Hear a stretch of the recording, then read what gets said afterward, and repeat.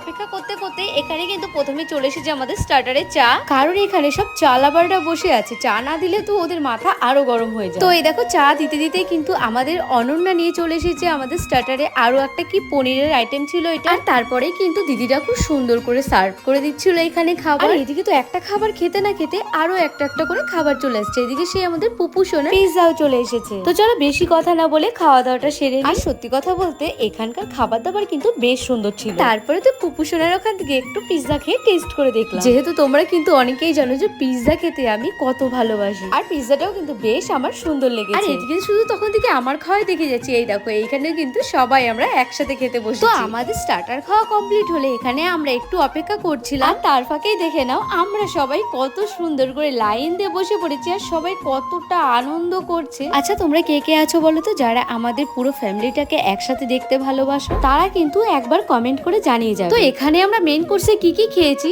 সবটাই তোমরা আমার বড় জাম্বুর ভিডিওতে দেখতে পারবে। তো এর থেকে বেশি আমি আর কিছু দেখাতে পারলাম না। তো তোমাদের সাথে আবার দেখা হবে নেক্সট কোনো ভিডিওতে। তো আজকের ভিডিওটা এইটুকু। এর ভিডিওটা তোমাদের কেমন লাগলো অবশ্যই জানিও। তো চলো বাই।